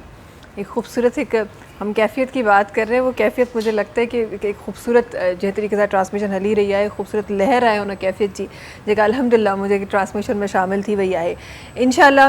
ان جو ذکر رہن دو پر وقت ہے بریک جو سلام رمضان میں تہاں سے ملاقات کی تھا ننٹھی بریک کھپوئے. سلام رمضان, سلام رمضان. سلام رمضان سگت تہاں سبنی جسام و حاضر ایک دفعہ بھی ہے. ڈاکٹر صاحب اچھوں تھا انہوں گالن کی طرف جے کہ ایکچولی جڑے بھی رمضان مبارک ایندو ہے ہوں کہ نب کھائیندو ہو جے فرائیڈ شیوں ہوں کہ نب کھائے فوراً سمندو ہو جے, پر رمضان مبارک میں ظاہرہ یہ پریکٹسز تھیندیوں آئیں گھرن میں تہاں ماں بخوبی سنجانوں تھا تو یہ ہارٹ جلا ظاہرہ ایک ہیلدی ہارٹ جلا یہ سٹھا سائنس نہ ہے. تھوڑو سو ان حوالے سے چھا بدھائن چاہیے سائیں ناظرین کے. ॾिसो रोज़े में जॾहिं असां रोज़ो रखूं था एतिरा आवर्स जेके आहिनि फास्टिंग में रहूं था असांखे काफ़ी बेनिफिट मिलनि था. उन्हनि में असांजो हिकिड़ो त LDL कोलेस्ट्रॉल हूंदो आहे, ॾाढो ख़राबु कोलेस्ट्रॉल हूंदो आहे जेको घटिबो आहे. HDL सुठो कोलेस्ट्रॉल जेको आहे उहो वधंदो आहे, असांजो ब्लड प्रेशर घटिबो ऐं असांजी डायबिटीज़ घटिबी। इहे 3-4 शयूं असांजी रोज़ जी जेको लॉन्ग आवर्स ऑफ फास्टिंग आहिनि उहे मतिलबु उन्हनि जो बेनिफिट इहो आहे। हिकु वॾो इम्पैक्ट जेको असांजे जिस्म ते पए थो उहो आहे असांजो सेल्युलर डिसफंक्शन, जंहिंमें नाइट्रस ऑक्साइड जेका हूंदी आहे उहो हिकु वॾो पार्ट प्ले कंदी आहे असांजे जिस्म जे हिन सेल्स खे ताज़ो रखण में। सही सही। ठीकु आहे। हाणे इहा जेका नाइट्रस ऑक्साइड आहे इहा जे करे ते इम्पैक्ट पए थो ऐं माण्हू जेको आहे सो असांजो सेल जो जेको फंक्शन आहे उहो बहितर थिए थो, असांजी इम्यूनिटी वधे थी, माना असांजो मुदाफ़ती जेको अमल आहे जिस्म जो कंहिं बि बीमारीअ जे लाइ, इन्फेक्शन जे लाइ, उन्हनि जे लाइ उहो वधे थो। त इन मतिलबु आहे त असांजी बीमारी घटिजे थी। नंबर 2, इन साॻी नाइट्रस ऑक्साइड जो असांजे शरियानुनि ते ऐं माइक्रोवेस्कुलर डिसफंक्शन ते इम्पैक्ट पए थो। तंहिं करे असांजी जेके बीमारियूं आहिनि दिलि जूं जेके थियनि थियूं उन्हनि में घटिताई अचे थी। सही, ज़बरदस्त घटिताई अचे थी। हाणे इहो हिकिड़ो एॾो सुठो मतिलबु असांखे निज़ाम ॾिनो वियो आहे इस्लाम जी तरफ़ां, 1 महीनो पूरो जेको आईंदा पूरे साल जे लाइ असांखे जो मुदाफ़ती सिस्टम खे एतिरो बहितर करे छॾे थो जो असांजा हार्ट अटैक जा, ब्लड प्रेशर वधण जा, डायबिटीज़ 2 जे वधण जा चांसिस घटि थी था वञनि। उन्हनि खे ई असां वरी इफ़्तार ते अची करे फैटी शयूं खाऊं था या लूणु वधीक वठूं था, घणो मिठो वठूं था, त उन इम्पैक्ट खे ख़तमु था करे छॾियूं। तंहिं करे बहितर आहे त जेकॾहिं असां इफ़्तार पंहिंजी कतल ऐं फ्रेश फ्रूट जूस था कयूं, हुन खां पोइ वञी निमाज़ पढ़ूं, हुन खां पोइ अची हल्को खाधो खाऊं जंहिंमें तव्हांजी यखनी आहे या मतिलबु अहिड़ियूं शयूं जेके सिहत जे लाइ सुठियूं आहिनि उहे वठी ऐं वरी पोइ वञी तराबीह कयूं। ठीकु आहे। सो पर पेट भरे न खाइजे, जो हेॾी सारी लॉन्ग फास्टिंग खां पोइ जेकॾहिं असां पेट भरे खाऊं था त इम्पैक्ट उनजो असांजे डाइजेस्टिव सिस्टम ते बि सुठो इम्पैक्ट न पवंदो। तंहिं करे इन डायबिटीज़, हाइपरटेंशन खां जेकॾहिं बचिणो आहे या शरियानुनि जी बीमारी खां वधीक बचिणो आहे त इन्हनि हिदायत ते अमल करणु खपे त असांखे वधीक फैटी फ्राइड शयूं ऐं जेके मिठियूं शयूं आहिनि उन खां बचाव करणु, उन्हनि खां बचणु खपे, उन्हनि खां अवॉइड करणु खपे। बिकॉज़ हूअं बि जीअं तव्हां फरमाए रहिया आहियो तमामु उन्हनि शयुनि जे बारे में उते ई साइंस बि इन शइ खे मञे थी त तव्हांखे साल में 30 ॾींहं जेके आहिनि उहे तव्हांखे फास्टिंग करणु खपे। इहो तव्हांजी सिहत जे लाइ सुठो आहे, पर उन सिहत खे असां सॼो ॾींहुं सुठो करे पोइ छो अफ़्तारी में अची सॼो असां उनखे डिसबैलेंस करे छॾंदा आहियूं। उन तमामु शइ खे इहो एक्चुअली असांखे सोचणु खपे। इंशाअल्लाह अवेयरनेस करणु खपे, अवेयरनेस क्रिएट करणु खपे असांजे मुसलमाननि में। सही सही। इंशाअल्लाह डॉक्टर साहिबा इन ते मज़ीद बि इन जी जेके बि हार्ट पेशेंट्स असांखे हींअर ॾिसी रहिया आहिनि या BP जा पेशेंट्स आहिनि जेके असांखे हींअर ॾिसी रहिया आहिनि, उन्हनि जी मेडिकेशन ऐं तमामु शयुनि ते बि इंशाअल्लाह डिस्कशन रहंदी प्रोग्राम में। आलमा साहब की तरफ अचना चाहा थी ऐं ज़रा हम जो डिस्कस कर रहे थे ज़रा उसकी तरफ आगे बढ़ते हुए, कल जो ख़वातीन हमारी एतकाफ़ में बैठेंगी ख़ुसूसन उनके लिए, क्योंकि हमारे जो मर्द हजरात हैं एतकाफ़ का भी बड़ा खूबसूरत एक सिलसिला चल रहा है, तो वहाँ पे भी बयान सुन रहे होते हैं, बहुत सारी चीज़ें उनको मिल रही होती हैं। लेकिन हमारी जो ख़वातीन हैं उनके लिए आज मैं अपने प्रोग्राम के ज़रिए उनको तमाम वो चीज़ें बताना चाहती हूँ जो कल उन्होंने एतकाफ़ में बैठने से पहले करनी है, और एतकाफ़ में किस तरह बैठा जाए, किस तरह अपनी जगह बनाई जाए, ये तमाम आपके लफ्ज़ों में शामिल करना चाहती हूँ। जी बिल्कुल, एतकाफ़ जैसे कि हमने कहा कि सिर्फ़ परवरदिगार आलम के लिए, वो रमज़ान का निचोड़ जो आखिर में है ना, वो एक निचोड़ हम ले रहे हैं बस, कि इस पूरे जो एतकाफ़ पूरा रमज़ान की बरकतें हम इसे एक एतकाफ़ में ले लें, जो कुछ कसर रह गई है वो हम इसमें ले लें। सारी ज़िंदगी अगर हम अपनी उठा के देखें तो कोई दिन ऐसे आते हैं कि हम काम करने छोड़ दें, हम मोबाइल यूज़ करना छोड़ दें, हम सोचना छोड़ दें। हमारी नॉर्मल डेज़ की नमाज ऐसी होती है कि कुछ चीज़ें भूले हुए होते हैं तो वो नमाज में याद आ जाती है। ऐसे ही लेकिन एतकाफ़ परवरदिगार आलम ने इसीलिए हमारे ईमान का एक रीस्टार्ट है रमज़ान, کہ وہ جو ہم ریسٹارٹ ہو رہے ہوتے ہیں نا, بھول گئے ہوتے ہیں مدد کرنا غریبوں کی یا صدقہ دینا, وہ سب چیزیں رمضان آتا ہے ہمیں وہ ساری چیزیں یاد آ جاتی ہیں, گو کہ ہم ریسٹارٹ ہو رہے ہیں, ہمارے ایمان کو ریسٹارٹ کیا جا رہا ہے. اور جب ہم اعتکاف میں جا رہے ہیں, بالخصوص لیڈیز, کتنے کام ہوتے ہیں ہمیں گھر میں, ہمارا دماغ کہیں سے کہیں چل رہا ہوتا ہے کہ اگر ہم گھر سے باہر بھی ہیں تو پیچھے کیا ہو رہا ہوگا یا پیچھے کیا چھوڑ کر آئے ہیں, وہ ساری چیزیں ہمارے مائنڈ میں ہیں. پروردگار ریلیکسیشن دے رہا ہے, باڈی کو بھی, ذہن کو بھی, ہر چیز کو ہمیں روحانی طور پر, جسمانی طور پر, یہ ایک وے آف ریلیکسیشن ہمیں دے دیا کہ اب اپنے ذہنوں کو بھی چھوڑ دو, صرف اللہ کی طرف آ جاؤ, کیونکہ نارمل ڈیز میں نہیں ہو سکتا کہ ہم نماز تہجد بھی پڑھیں تو اس کے بعد ہمیں ناشتہ بھی بنانا ہے اور بچوں کو بھی اٹھانا ہے اور اسکول بھی بھیجنا ہے, بہت ساری خواتین پہ ذمہ داریاں ہوتی ہیں. لیکن یہاں پر پروردگار عالم ہر ایک مسلمان کے لیے ایک وے آف ریلیکسیشن جو ہے ہمیں دے رہا ہے. تو خواتین کے لیے آپ نے بیٹھنے کی بات کی, تو ہمیں ایک کارنر کو مختص کرنا ہے جس میں ہم کسی کا سامنا نہ کریں, کوئی دنیاوی بات نہ سوچیں, کوئی دنیاوی کام نہ کریں. وہ جو ہمیں ڈیز پروردگار عالم نے دیے وہ صرف روحانیت کی صلاحیت کے لیے دیے کہ اپنے اندر روحانیت کو شامل کر لیں اور رمضان کی برکتیں اور رحمتیں حاصل کر لیں. تو وہ ہمیں اپنے گھروں میں ہم انتظام کر سکتے ہیں اور ایک ایسی جگہ بنا سکتے ہیں. آج کل تو ویسے بھی پرائیویٹ رومز سبھی کے ہوتے ہیں, سیپریٹ ہوتے ہیں. آج کل پہلے زمانے میں یہ ہوتا تھا کہ ایک ہال سا ہے اور پھر پرائیویسی کا ایشو ہوتا تھا, لیکن آج کل تو ہر چیز کی پرائیویسی, اٹیچ باتھس ہوتے ہیں, ہر چیز ہوتے ہیں. تو بڑا آسان ہے کہ خواتین گھر میں بھی ان سب چیزوں کو کر سکیں. تو اگر آپ کے پاس سیپریٹ روم ہے تو آپ کو کارنر بنانے کی ضرورت نہیں ہے, آپ اس سیپریٹ روم میں اعتکاف قیام کر سکتے ہیں. بہت خوب جی. اچھا انشاءاللہ گفتگو اگیان بھی ودھندی پر اساں ساگد کچھ آوازوں بھی موجود ہیں انہن جی طرف ونن چاہیں تھی ایسا گڈ محمد سلیم جاملو صاحبن جی کے تشریف فرما ہیں. جناب کی گزارش ہے تو اپنی خوبصورت آواز ٹرانسمیشن میں رکھیں. بسم اللہ الرحمن الرحیم. جدے پچھاں دا ملائکہ چوندو سان مت سہیڑ نبی جو غلام آیاں بی کا بی شیط نہ جانا تھو ویٹھو پڑھا دو صلاۃ و سلام آیاں بیو کوئی عمل منہ وٹے کونے بس ان جی محبت آندی اتھم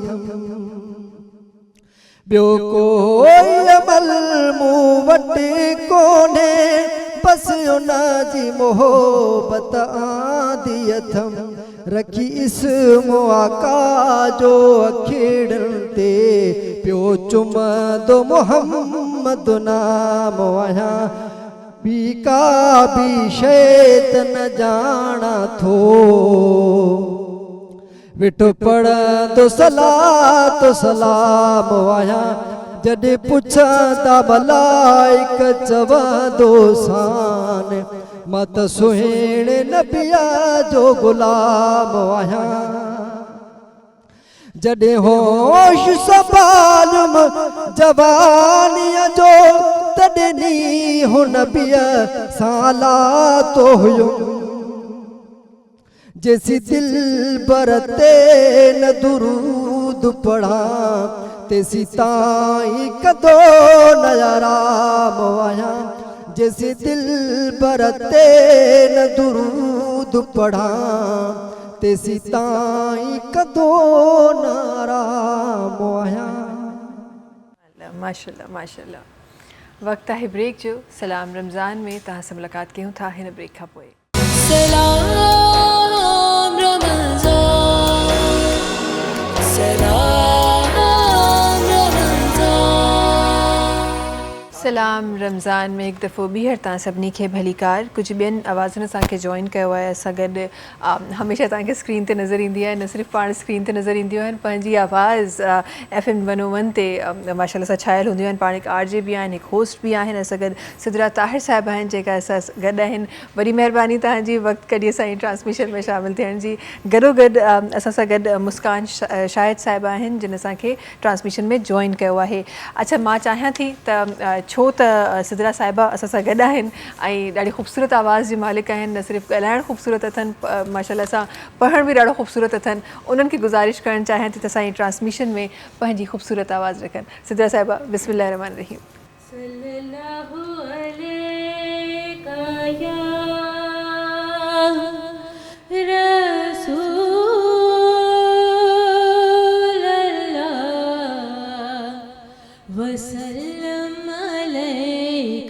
या हबीब अल्लाह सल्लल्लाहु अलैका या रसूल अल्लाह वसल्लम अलैका या हबीब अल्लाह। मेरे दिल में है याद मोहम्मद, मेरे दिल में है याद मोहम्मद, मेरे होठों पे ज़िक्रे मदीना, मेरे दिल में है याद मोहम्मद, मेरे होठों पे ज़िक्रे मदीना। ताजदारे हरम के करम से, ताजदारे हरम के करम से आ गया जिंदगी का करीना। मेरे दिल में है याद मोहम्मद। मैं गुलामे गुलामाने अहमद, मैं गुलामे गुलामाने अहमद, मैं सगे आस्ताने मोहम्मद, मैं सगे आस्ताने मोहम्मद। काबिले फ़ख्र है मौत मेरी, काबिले फ़ख्र है मौत मेरी, काबिले अश्क है मेरा जीना। मेरे दिल में है याद मोहम्मद। हर खता पर मेरी चश्म पोशी, हर खता पर मेरी चश्म पोशी, हर तलब पर अता की बारिश, हर तलब पर अता की बारिश। मुझ खताकार पर इस कदर है, मुझ गुनाहगार पर इस कदर है। मेहरबान ताजदारे मदीना, मेरे दिल में है याद मोहम्मद, मेरे होठों पे ज़िक्रे मदीना। ताजदारे हरम के करम से, ताजदारे हरम के करम से आ गया जिंदगी का करीना। मेरे दिल में है याद मोहम्मद।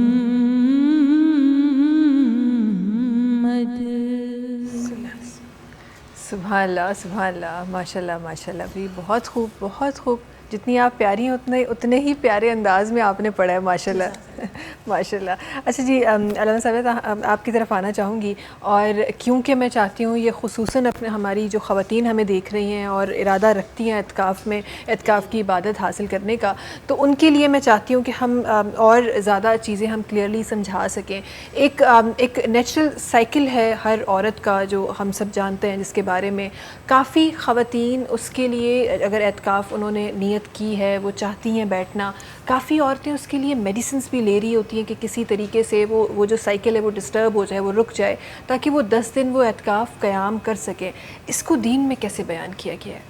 اس کو اگر ہم شرعی حیثیت لیں, پہلے تو میں آپ سے یہ کہنا چاہوں گی کہ یہ ایک ابھی بڑا روحانی سا ماحول انہوں نے بنا دیا ہے. کچھ کلام ایسے ہیں کہ وہ ایک اپنا ہی ان کا ایک ہم سرور میں اور روحانیت میں چلے جاتے ہیں. ایسے ہی تو یہی کیفیت جب ہم اعتکاف میں جا رہے ہوتے ہیں نا, تو اس سے پہلے کی کچھ اسی طرح کی کیفیت ہوتی ہے.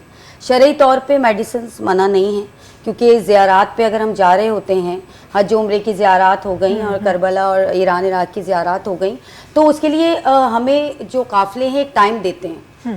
اب وہ ہمارے حساب سے تو نہیں ہوتے, خواتین کے حساب سے, اور سب کا ٹائمنگ جو ہے وہ ڈیفرنٹ ہوتے ہیں اس نیچرل سائیکل کی. تو اس کے لیے اگر ہم اس کا انٹیک لے رہے ہیں, اگر میڈیسن لے رہے ہیں, تو اس میں کوئی ممانعت نہیں ہے. اور اگر ہم اعتکاف کے لیے لے رہے ہیں, تو دیکھیے ابھی جو یہ 10 دن جائیں گے تو پھر اگلے سال آئیں گے, اور ابھی اگر ہم اس کی برکتیں حاصل نہیں کر پائیں گے تو ہمیں نہیں پتا ہماری زندگی کتنی ہے.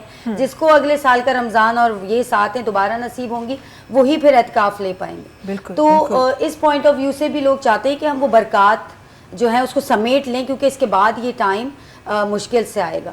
تو اس وجہ سے ہم میڈیسنز لے لیتے ہیں. ہم سائیڈ ایفیکٹس تو ڈاکٹر صاحبہ بتائیں گے, لیکن اگر شرعی ہم دیکھیں تو اس میں کوئی ہماری دین میں ممانعت نہیں ہے. ہم اگر یہ ایک نیک چیز کے لیے کر رہے ہیں اور برکتیں حاصل کرنا چاہتے ہیں, اپنی نمازوں کو اور اعتکاف میں بیٹھنا چاہتے ہیں, ان ساعتوں میں, جن ساعتوں میں ایک ایک لمحے کا 70 گنا زیادہ ثواب ہے. ایک آیت کا ثواب نبی اللہ صلی اللہ علیہ وسلم فرماتے ہیں کہ اگر ایک آیت پڑھتے ہیں تو پورے قرآن جو عام دنوں میں پڑھا ہے اس کا ثواب آپ کو ایک آیت کے بدلے میں مل رہا ہے. تو ہم کیسے یہ چیز چھوڑ سکتے ہیں؟ بالکل بالکل. اچھا, اس کے بارے میں بھی فرمائیے گا کہ یہ تو ہم نے خصوصاً اعتکاف کے لیے ہم نے بات کی, ویسے ادروائز بھی ظاہر خواتین ایک بالغ ہونے کے بعد 30 روزہ نہیں رکھ سکتی, تو جو روزے چھوٹ جاتے ہیں وہ بعد میں کس طرح رکھے جائیں یا بعد میں نہیں رکھے جائیں, اس کے بارے میں فرمائیے. نہیں, رکھے تو جائیں کیونکہ قضا ہے. جو ہم روزے چھوڑیں گے اس کی قضا ہے, تو وہ قضا ہمیں بعد میں کرنی ہے. اور قضا ہم بعد میں کریں, جیسے کہ ابھی بات ہو رہی تھی تو ڈاکٹر صاحبہ نے کہا کہ اب ایک ایسی تھیراپی آ گئی ہے کہ ہفتے میں 2 بار آپ فاسٹنگ کریں تو آپ کی ہیلتھ کے لیے بڑا اچھا ہے. تو یہ تو ہم کر سکتے ہیں. اور قضا روزے بھی اگر ہم میڈیکلی دیکھیں تو یہ بھی بہت اچھا ہو جائے گا کہ ویکلی ہم 2 دن ایسے رکھیں کہ جس میں فاسٹنگ کریں, ہمارے قضا روزے بھی کمپلیٹ ہوتے رہیں گے اور ہم جو ہیں میڈیکلی بھی فٹ رہیں گے, ہمیں ہیلدی بھی رہیں گے. صحیح, وہ آپ نیت کر لیں کہ آپ قضا روزے بھی کر رہے ہیں, اور اس کے ساتھ ساتھ اسلام کی جو ہر پریکٹس ہے وہ بے شک, چاہے آپ نماز دیکھ لیں, چاہے آپ نماز کی طرف مسجدوں میں جانا دیکھ لیں, آپ جو بھی صبح اٹھنا دیکھ لیں, جلدی سونا دیکھ لیں, یہ تمام پریکٹسز آج ہمیں میڈیکل سائنس بتا رہی ہے کہ یہ آج ہمیں پتہ چلا ہے کہ یہ صحیح ہے. حالانکہ ہمارے دین نے تو کب کا ہمیں بتا دیا ہے کہ یہی ہے وہ اوقات جو انسان کی باڈی کو چاہیے ہوتی ہیں. ڈاکٹر صاحب تہانی طرف اچھا چاہیے اسپیشلی انہوں میڈیسن سے لا متا نے فوکس ان طرف شفٹ کرنا چاہاں تھی, تو چھا اساں جے لا उहे नुक़सानदेह आहिनि हिकु फीमेल जे लाइ जेका विहणु चाहे थी, ऐं उहा अगरि नुक़सानदेह आहिनि या को नुक़सानु कोन्हे, या कंहिं बि एज में उहा मेडिसिन वठी सघिजे थी? नेचुरली जेके पीरियड्स वारो टाइम आहे उहो हिकिड़ो मख़सूस पीरियड आहे. ठीकु आहे, जेको स्टार्ट थिए थो जॾहिं छोकिरी बालिग़ थिए थी ऐं जॾहिं मतिलबु मीनोपॉज़ल एज ताईं, उन वक़्त ताईं जेकॾहिं इहे मेडिसन उन औरतुनि खे का दिलि जी बीमारी न आहे, कोलेस्ट्रॉल वधियल न आहे, डिस्लिपिडीमिया न आहे, या उन्हनि खे ब्लड प्रेशर वधियल न आहे, डायबिटीज़ न आहे, त उहे औरतूं वठी सघनि थियूं. उन्हनि खे सिम्टम्स न आहिनि दिलि जी बीमारी. पर जेकॾहिं उन्हनि खे दिलि जी बीमारी आहे, उन्हनि जो कोलेस्ट्रॉल वधियल आहे, उन्हनि जी डायबिटीज़ आहे, उन्हनि खे हाइपरटेंशन आहे, त उन्हनि औरतुनि खे एहतियात सां वठणु खपनि। सही सही। इन खां अलावा बि डॉक्टर साहब ज़रूरु मां ॼाणणु चाहींदमि छो त असां वटि BP जे जेके पेशेंट्स आहिनि उन्हनि जूं ज़ाहिर हिकु मख़सूस हिकु टाइम हूंदो आहे का बि मेडिसिन वठण जो या मख़सूस टाइम आहे ऐं अक्सर जेके बि जेके असां नॉर्मली घर में प्रैक्टिस थींदी आहे त असां सहरी हैवी करे ऐं पोइ जल्दी सुम्ही पवंदा आहियूं बिना कंहिं एक्सरसाइज़ जे बिना कंहिं वॉक जे, त उहो उन जे हवाले सां बि ज़रूरु ॼाणणु चाहींदमि प्लस जेके मेडिसिन्स जो टाइमिंग जो जेको डिफरेंस थिए थो उन जे हवाले सां बि ॼाणणु चाहींदमि। ठीक है। Uncontrolled diabetes, uncontrolled hypertension, naturally कुछ दवाऊं उन्हनि जे लाइ जेके डॉक्टर्स पहिरीं एडजस्ट कयूं आहिनि ॾींहं में 3 दफ़ा, सही 3 दफ़ा, त उन्हनि दवाउनि खे ॿिनि टाइमिंग्स में शिफ्ट करिणो पवंदो आहे पाण खे। हिकिड़ो जीअं लॉन्ग टाइम स्पेशली इन में इन शइ जो ध्यानु रखिणो पवंदो आहे त उन्हनि जो जेको दौरानिया आहे दवा जो उन में रहण वारो उहो वधियल हुजे, मतिलबु लॉन्ग अवर्स हुजे हुनजो, त जीअं हू सॼी उन टाइम पीरियड खे कवर करे सघनि जंहिंमें असां फास्टिंग में आहियूं। हाणे इन शइ खे में वरी अचूं था, उहे कुझु दवाऊं अहिड़ियूं आहिनि जेके ब्लड प्रेशर कंट्रोल कंदियूं आहिनि या हार्ट फेलियर कंट्रोल कंदियूं आहिनि, उन्हनि में डायरेटिक आहिनि। ठीकु आहे, जेके पेशाब जे वसीले मतिलबु लोड घटि कंदा आहिनि या ब्लड प्रेशर घटि कंदा आहिनि, हार्ट फेलियर में फेफड़नि जो ऐं बाक़ी जेको जिस्म ते सोज थींदी आहे उनखे घटि कंदियूं आहिनि। हाणे इहे दवाऊं अहिड़ियूं आहिनि जेके असांखे सहरीअ में न आहिनि वठणियूं, इहे असांखे वरी वठणियूं पवंदियूं राति जो इफ़्तार में, जॾहिं असां पाणी पियूं था जंहिं वक़्तु असां डिहाइड्रेटेड न आहियूं। ठीकु आहे, उन वक़्तु वठिबो जीअं एक्सेस जेको असांजी बॉडी में फ्लूइड जमा आहे उहो राति जो निकिरी वञे। सो डायरेटिक जी जेका आहे एडजस्टमेंट ऐं सम हाउ कुझु दवाऊं अहिड़ियूं आहिनि ब्लड प्रेशर जंहिंखे C इनहिबिटर्स चइबा आहिनि, जेके डॉक्टर जी कंसल्टेशन सां तव्हांखे घटि कराइणियूं आहिनि या उन्हनि खे राति जो सहरी इफ़्तार में वठिणो आहे। ऐं इहो अमल रमज़ान खां शुरू थियण खां फौरी पहिरीं न थियणु खपे, इन खे कुझु टाइम पहिरीं, त जीअं असांजी बॉडी इन डोज़ेज ते एडजस्ट करे वठे ऐं जीअं बाक़ी महीनो इत्मिनान सां असां दवा वठी सघूं। सही त हिकदमि जी एडजस्टमेंट बि एडवर्स थी सघे थी। हाँ सही सही। ऐं हूअं बि अगरि उहा बॉडी जीअं तव्हां फरमाए रहिया आहियो त रमज़ान खां पहिरीं असां स्टार्ट करे छॾियूं, 2-3 ॾींहं अगरि असां पहिरीं स्टार्ट करे छॾींदासीं, ख़ुदा न ख़ास्ता असांजी बॉडी को अहिड़ो रिएक्शन कंदी त असां ओॾी महिल रोज़े जी हालत सां बि न हूंदासीं, असां कुझु खाए पी बि सघूं था या का फ़ौरन मेडिसिन जी बि इंटेक असां करे सघूं था। इहो वाक़ई इलाही ज़रूरी आहे। जी जीअं एक्सरसाइज़ जे लाइ पाण ॻाल्हि कईसीं, मर्दनि जे लाइ त सुठी एक्सरसाइज़ आहे जो 5 वक़्तु वञनि था, नमाज़ में पढ़ी था अचनि मस्जिद में, उहा चङी ख़ासी हुननि जी एक्सरसाइज़ थी वञे। पर औरतुनि खे जेकॾहिं एक्सरसाइज़ जेका 5 वक़्तु प्लस तरावीह उथ वेह, ऐं स्पेशली जॾहिं तव्हां ॾिसो था एल्डरली माइनि में, असां ॻाल्हि कंदासीं कुराड़ियुनि माइनि जी, ठीकु आहे, त हाणे उन्हनि में फ्राइलिटी वधंदी आहे। फ्राइलिटीअ जो अॼुकल्ह जेको मतिलबु इलाज बि या जेकी एक्सरसाइज़िस ॿुधायूं उन में जिस्मानी जेके हरकत आहिनि, जीअं एक्सरसाइज़ माण्हू उथे थो, सुम्हे थो या बि नमाज़ में झुके थो। अॼुकल्ह साइंटिस्ट हिकिड़ी मज़े जी मतिलबु शइ जेका आहे सा ॿुधाइनि था पिया, जेको असां सजदे में वञूं था, असांजो जॾहिं सर झुके थो उनजे ब्रेन ते ॾाढो सुठो इम्पैक्ट पए थो। सुठो इम्पैक्ट ब्रेन ते जेको आहे सो ॾाढो सुठो इम्पैक्ट पए थो। माना न सिर्फ़ु असांजी एंज़ाइटी लेवल घटि थिए थी, पर असांजो बाक़ी बि मतिलबु जेको घुमणु फिरणु, इहो नमाज़ पढ़ण जे दौरान असांजो ब्लड प्रेशर, असांजो बॉडी वेट घटिजे थो, डायबिटीज़ घटिजे थी, ऐं एक्सरसाइज़ सां असांजो ब्लड प्रेशर बि इहो मतिलबु घटि थिए थो। त प्लस असांजो जेको इत्मिनान नमाज़ सां ऐं इन्हनि सां इबादत सां जेको इत्मिनान आहे उहो असांजे ब्लड प्रेशर खे घटि करण में तमामु घणो मददगार साबित थिए थो। सही सही। मां सम्झां थी त रोज़ा असांजे लाइ हिकिड़ो ब्लेसिंग आहिनि ऐं हिकिड़ी शइ मुस्लमाननि जे लाइ सुठी सम्झी करे इम्पोज़ कया विया आहिनि, त उन्हनि जी हेल्थ वाइज़ बि मतिलबु صحیح बिल्कुलु तव्हां सही फरमायो. न सिर्फ़ु रोज़ा नमाज़ूं किथे मां पढ़ी रही हुयमि त हीअ जेका असां नमाज़ में असां झुकण जी वेहण जी वापसि उथण जी इहा बि हिकु एक्सरसाइज़ आहे जेका तव्हांजे गोॾनि खे स्ट्रॉन्ग करे थी. केतिरा सारा फ़ाइदा आहिनि असांजा. फ्राइलिटी घटि थी करे जेको माण्हू जीअं जीअं उमिरि वधंदी आहे माण्हू कमज़ोर थींदो वेंदो आहे मसल कमज़ोर थींदियूं आहिनि उन्हनि जे लाइ इंतिहाई इम्पॉर्टेंट आहे. इंतिहाई बिल्कुलु. अच्छा मूंखे इन ई ॻाल्हि ते हिकु ॾाढी प्यारी ॻाल्हि यादि अची वई. मुंहिंजी मदर हूअं मतिलबु जीअं असांजे नॉर्मली घरनि में हूंदो आहे इलाही लेज़ी औरतूं हूंदियूं आहिनि बड़ा स्लो चलती हैं बड़ा स्लो सारा काम करती हैं पर जॾहिं ख़ुदा ताला हुनजे नसीब में उमिरो लिखियो यकीन कयो थोरो सो जेतिरो पंधु हूंदो आहे तक़रीबन चङो ख़ासो 2-3 किलोमीटर्स जो पंधु आहे जेको करे पोइ तव्हां उते पहुचंदा आहियो मस्जिद में उहो पंधु आराम सां करे वेंदियूं तॾहिं हू कॾहिं कोन चवंदियूं त मूंखे तकलीफ़ थी थिए हूअं चवंदियूं त मां पंधु कंदी आहियां त मूंखे तकलीफ़ थी थिए.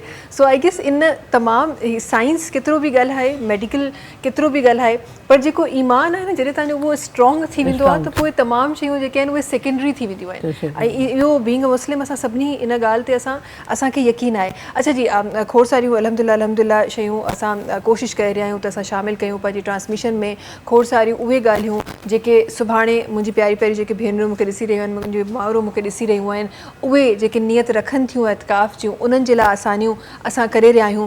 एक चीज़ जो ज़रूर आलमा साहिबा आपकी तरफ आना चाहूँगी दोबारा और एक चीज़ ज़रूर शामिल करना चाहूँगी कि हमारे पास ये भी बड़े सवाल होते हैं और माज़रत के साथ हमारे पास हर उलमा कराम सबकी बड़ी मैं रिस्पेक्ट करती हूँ और मैं हमेशा इस बात पे कहती हूँ कि ये कुर्सी मेरे लिए एक सीखने का दरवाज़ा है जिस पे मैं बैठती हूँ. मैं सिखाने के लिए कभी नहीं बैठती लेकिन कभी कभार ऐसा होता है कि इतनी डिफरेंट आप चीज़ें सुनते हैं ना कि आपको समझ नहीं आ रहा होता है कि मतलब बंदा क्या उसको सही समझे.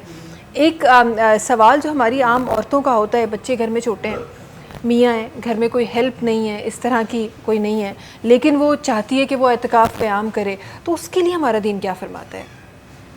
उसके लिए अगर कोई आपके पास सपोर्टर नहीं है तो फिर बच्चों को संभालना और तरबियत करना भी इबादत है. वाह. अल्लाह ने तो हर चीज़ इबादत दी है कि मोमिन को मुस्कुराकर देखना भी इबादत है. किसी को खाना खिलाना भी इबादत है. यहाँ तक कि नबी अल्लाह ने जब शाबान के आखिरी जुम्मे में खुतबा दिया था तो उसमें कहा था कि अगर किसी एक मोमिन को बुलाकर इफ्तार करवाओगे तो जैसे तुमने किसी एक ग़ुलाम को आज़ाद कर दिया ये वाला. जबकि लोगों ने सवाल किया कि हमारी इतनी इस्तिताअत ना हो तो उन्होंने फरमाया कि आधे खजूर के टुकड़े से और एक घूंट पानी से भी इफ्तार करवाओगे तो परवरदिगार तुम्हें वही सवाब देगा. अगर नीयत ये है और वसाइल नहीं है कि नहीं बैठ सकते क्योंकि और कोई नहीं है हमारे साथ बाज़ लोग होते हैं घर में अपने अकेले घर संभालने वाले तो फिर परवरदिगार आपकी इन्नमल आमालु बिन्नियात फिर उसी नीयत से आपको सवाब मिलता है. उसी नीयत से आपके अंदर रूहानियत आती है कि परवरदिगार तो वो आपकी नीयत जान रहा है शहरक से ज़्यादा करीब है. तो ये कितनी आसानी हमारा दीन तो कुरान में परवरदिगार आलम ने फरमाया आसान तरीन दीन है. बेशक ये हम इंसान इसको मुश्किल बना रहे हैं लेकिन सबसे आसान दीन सबसे आसान है. वाह जी वाह सुभान अल्लाह बहुत खूब. सगद मुस्कान शाहिद साहिबान जी की तशरीफ़ फरमा है उनकी गुजारिश करना चाहिए थी अपनी खूबसूरत आवाज़ ट्रांसमिशन में लिखें. बिस्मिल्लाहिर्रहमानिर्रहीम. झोली मोहजी आहे खाली झोली भर या रसूल अल्लाह झोली मोहजी आहे खाली झोली भर या रसूल अल्लाह ना है ताकत मुँह में माली से घोबर या रसूल अल्लाह ना है ताकत मुँह में माली से घोबर या रसूल अल्लाह पुकाराती पुनल तो के खड़ी हथड़ा मदीने में पुकाराती पुनल तो के खड़ी हथड़ा मदीने में बदी बाहों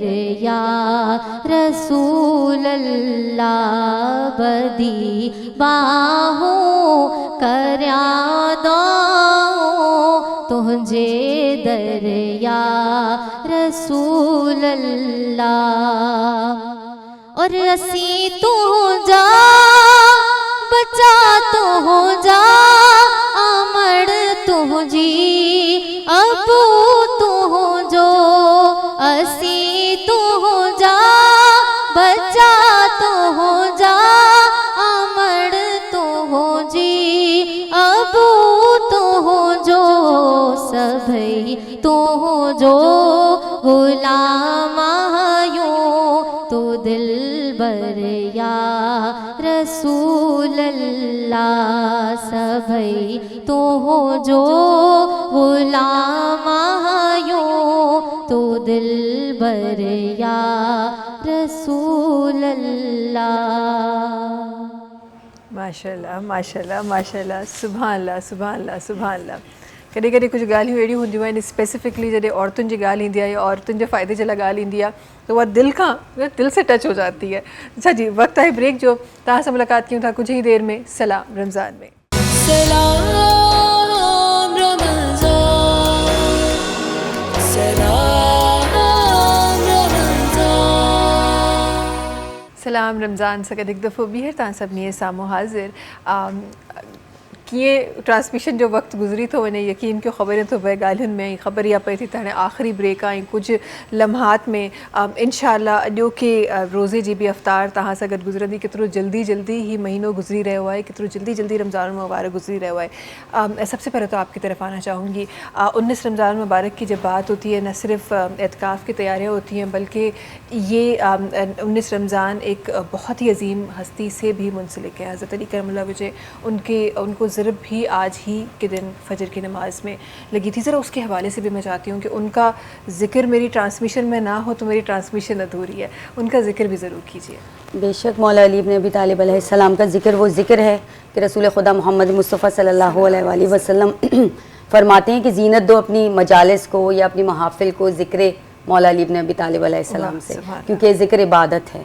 और ये वो ज़िक्र है कि और ये वो दिन है कि जब ज़रबत आपको लग चुकी है फजर में, और पहले से जब प्रोपेगेंडा चल रहा था तो कोई छुपा हुआ प्रोपेगेंडा नहीं था.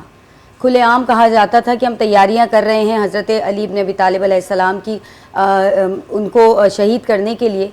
तो जब आपके असहाब आपके पास आए और आकर कहा कि इब्न मुलजिम एक शख्स है जो खुल्लम खुल्ला बात करता है कि मैं उनको कत्ल कर दूँगा, तो क्यों ना हम उसको पकड़ के लाएं, आप उसको सज़ा दें.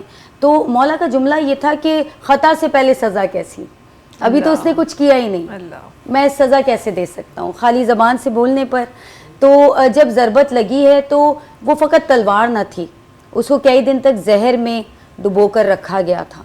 और ऐसा जहर कि जब सर पे ज़रबत उसने मारी है फजर के सजदे में, और जब आप सजदे से सर उठा रहे थे तो ज़रबत लगी है और आपके ज़बान पर लबों पर एक जुमला था, फुस्तो व रब्बिल काबा, रब्बे काबा की कसम आज अली कामयाब हो गया.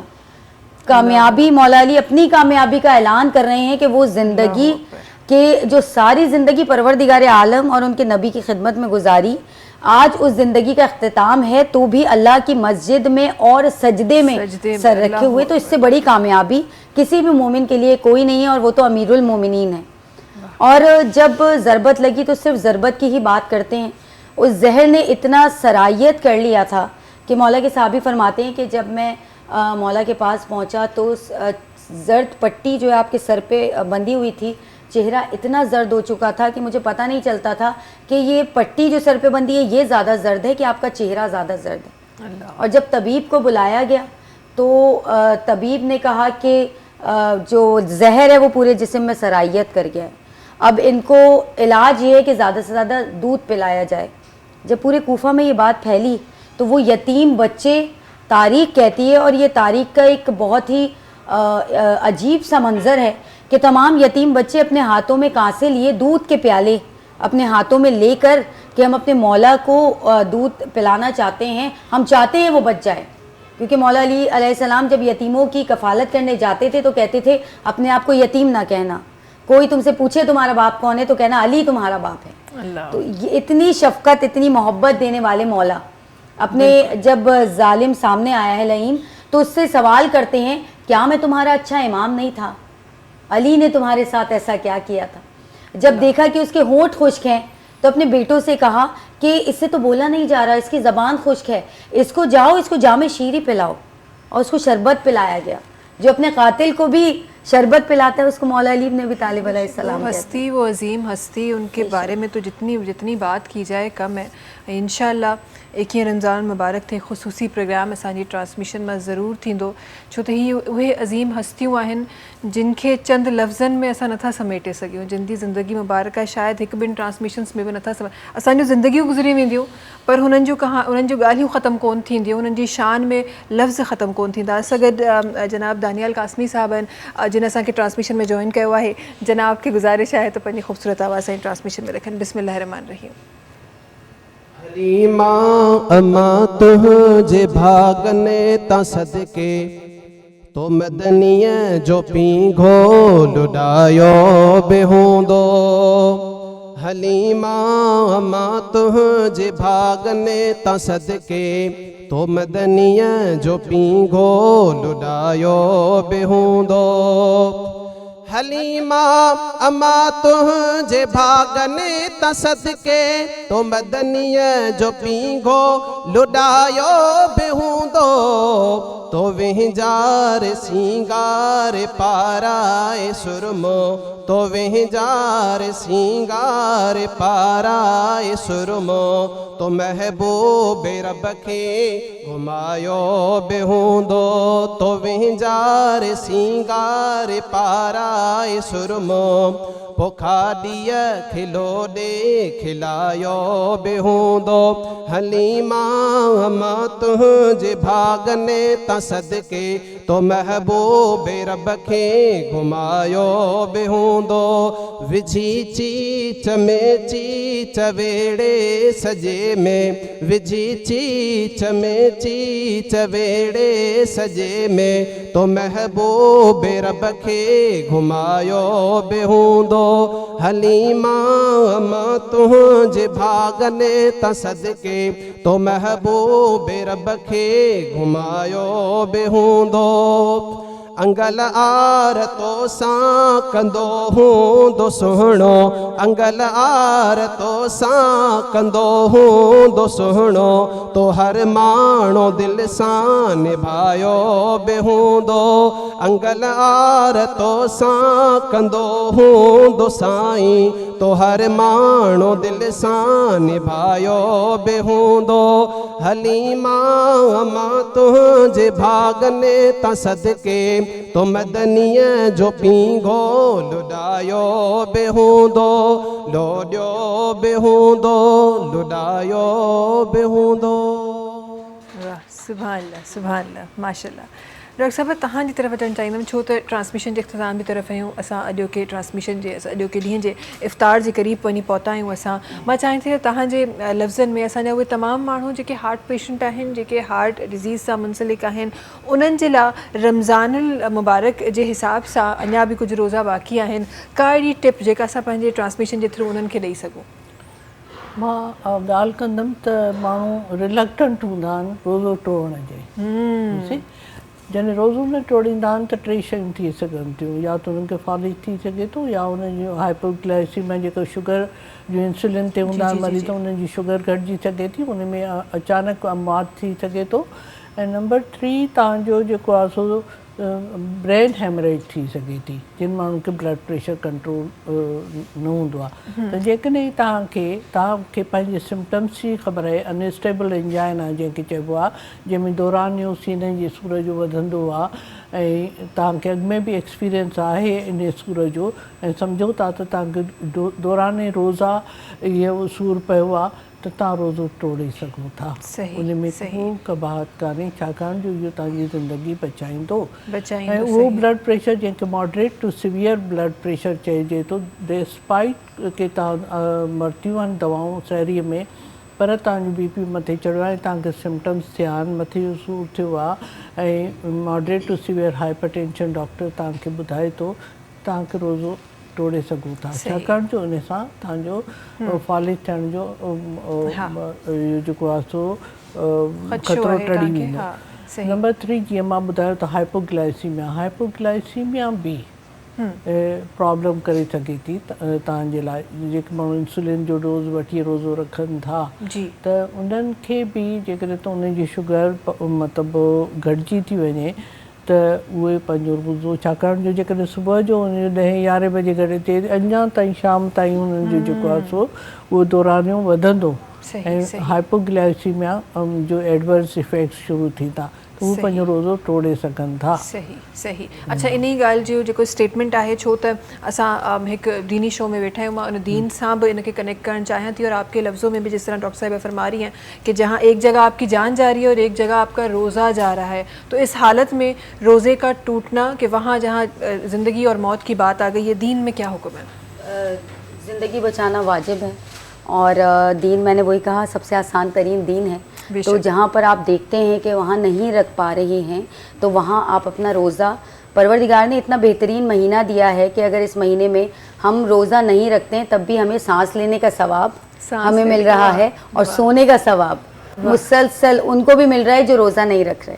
तो ये परवरदिगार आलम अपनी हेल्थ के हिसाब से, बाज़ लोगों की मेडिसिन इतनी टफ़ होती हैं कि वो टाइमिंग्स पे ही लेनी है आपको, तो उनके लिए भी इजाज़त है, दीन ने इजाज़त दी है कि बाद में आप क़ज़ा रोज़े कर सकते हैं अगर आपके साथ कोई ऐसा इशू है तो। यहाँ तक कि दीन ने इजाज़त दी है कि जो हमारे दुनिया से चले जाते हैं तो उनकी नियाबत में हम रोज़े रखते हैं और रखवाते हैं कि उनके जो नामुकम्मल रोज़े दुनिया में रह गए थे तो हम उनका इसाले सवाब उनको पहुंचा सकें। तो बड़ा आसान है, हर चीज़ बड़ा आसान है। बिल्कुल। ट्रांसमिशन जे एग्ज़ाम की तरफ़ आहियूं असां ऐं तव्हां सभिनी खे ॿुधाइणु चाहियां थी त बल्कि उन्हनि खां पहिरीं मां चाहियां थी त आख़िरी अॼोकी जी ट्रांसमिशन जे हवाले सां मां चाहियां थी त कुछ लफ्ज़ ज़रूर शामिल थियनि। आलम साहब, सबसे पहले तो आपकी तरफ हमारी जो औरतें हैं जो इस वक्त हमें देख रही हैं रमज़ान मुबारक के हिसाब से, उनके लिए क्या मैसेज देना चाहेंगी आप? बिल्कुल, मैं मैसेज देना चाहूँगी कि अपने जो टाइम मैनेजमेंट हम लोग रमज़ान में परवरदिगार आलम हमें सिखा रहे हैं, इसी टाइम मैनेजमेंट को लेते हुए हम अपनी इबादात को मैनेज करें, क्योंकि हम वैसे तो इबादात रमज़ान में तो कर लेते हैं लेकिन हम नॉर्मल डेज़ में हमारी इबादात आगे पीछे हो रही होती है कि पहले ये काम कर लें उसके बाद हम थोड़ा सा नमाज देर से पढ़ लेंगे। लेकिन रमज़ान वो वाहिद महीना है कि जिसमें हर चीज़ हम वाजिबात को अपने टाइमिंग्स पे अदा कर रहे होते हैं। तो मैं बिल्कुल ख़वातीन में मैं देखती हूँ कि हम लोग ये डंडी कभी मार जाते हैं कि थोड़ा आगे पीछे कर लें, अपने वाजिबात को हम ये आदत बना लें, एक महीने में हमारी बन जाती है बहुत अच्छी आदत।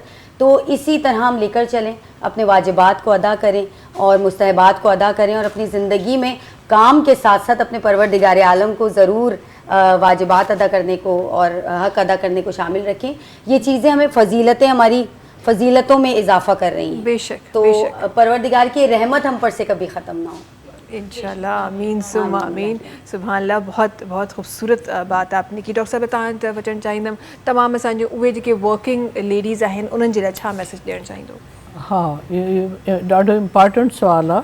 हाणे स्पेशली अर्बन एरियाज़ जूं मायूं, उन्हनि ते ऑफिसुनि जूं बि ज़िम्मेदारियूं आहिनि, घर अचनि थियूं त ॿारनि जूं बि ज़िम्मेदारियूं आहिनि, किचन बि संभालणो आहे ऐं स्पेशली गर्मियुनि जे मौसम में जॾहिं उन्हनि खे किचन में बीही करे अवतार ठाहिणो थो पए ऐं उहो टाइम पीरियड जेको आहे सो उनजो इम्तिहान हूंदो आहे, रोज़ो बि आहे।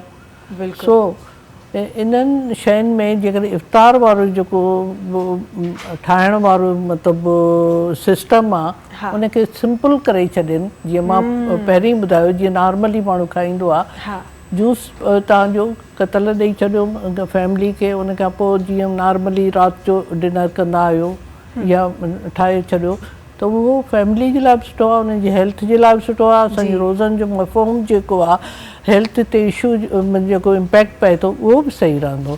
तंहिं करे फैमिली जी डाइटरी जेका संभाल आहे उहा उन्हनि खे करणी आहे। सही ऐं पंहिंजी सिहत जो ख़्यालु रखिणो आहे। ज़ाहिर बिल्कुलु, उहो त प्रियोरिटी आहे। तव्हां सेहतमंद आहियो तॾहिं तव्हां पंहिंजी फैमिली खे सेहतमंद रखी सघो था। थैंक यू सो मच असां गॾु हुजण जे लाइ, तव्हांजी वॾी महिरबानी असां गॾु हुजण जे लाइ, तव्हांजी वॾी महिरबानी हमेशह ट्रांसमिशन्स में असांजो साथ ॾियण जे लाइ।